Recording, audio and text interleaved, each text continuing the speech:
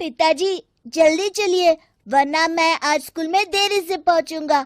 मेरी टीचर बहुत गुस्सा करती है। हाँ हाँ बेटा, अभी चलते हैं, बस 2 मिनट रुको। तभी रमेश की पत्नी कमरे से बाहर आती है और रमेश से कहती हैं, सुनिए जी, आज शाम को आप ऑफिस से जरा जल्दी घर आ जाइएगा। याद है ना, आज आपको मुझे शॉपिंग कराने के लिए लेकर जाना है। अरे भाग्यवान, इस महीने हाथ जरा तंग है। मेरी मानो तो शॉपिंग का विचार कुछ दिनों के लिए अपने दिमाग से निकाल ही दो। मैं तुम्हें अगले महीने पक्का शॉपिंग कराने ले जाऊंगा।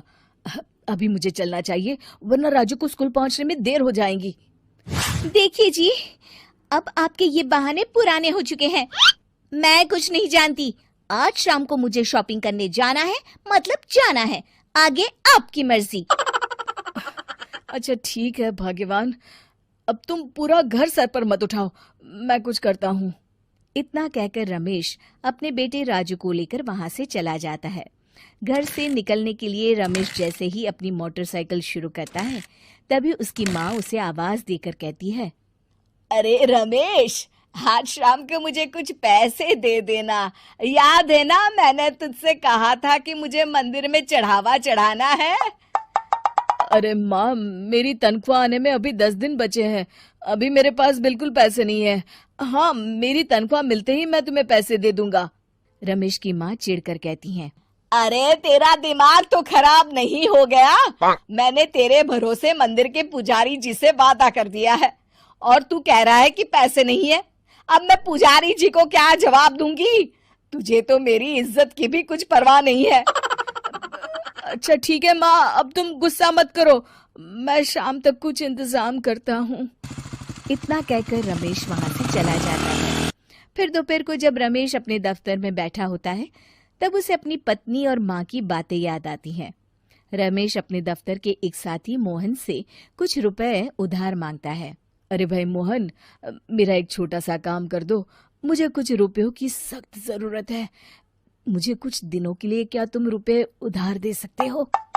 अरे रमेश भाई, मैं तुम्हें पैसे उधार तो दे सकता हूँ, लेकिन मुझे वक्त पर पैसे लौटा देना। वैसे भी मेरा मानना है कि दोस्ती यारी में कभी पैसों का व्यवहार नहीं करना चाहिए।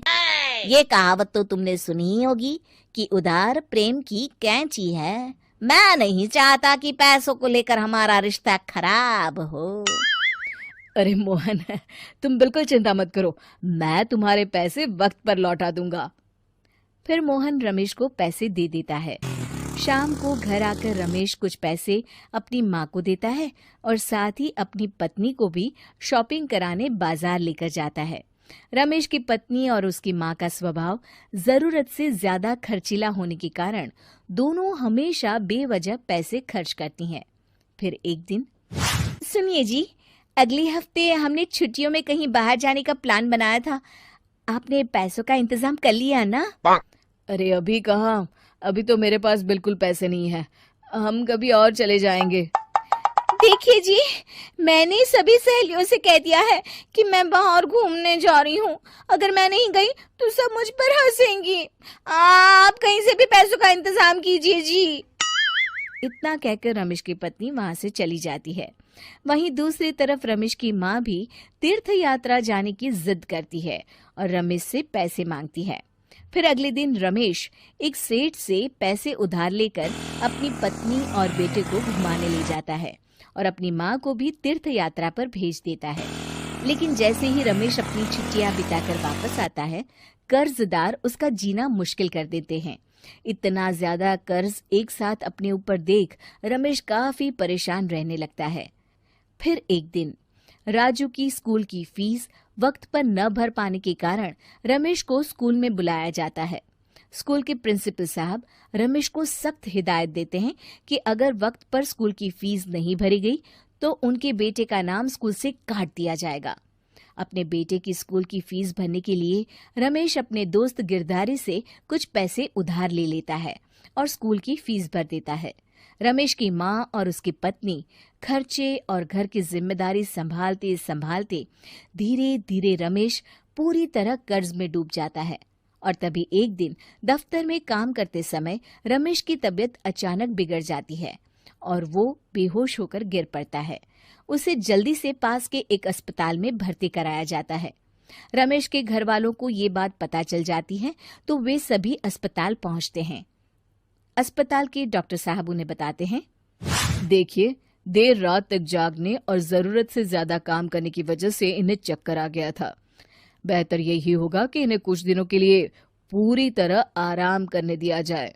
रमेश की हालत देखकर उसके बेटे राजू को बहुत गुस्सा आता है और वो अपनी दादी और माँ से कहता है, माँ, दादी, मैं इतना छोटा हूँ, फिर भी मैं इतना समझता हूँ कि पिताजी दिन रात दफ्तर में काम करके पैसे कमाते हैं।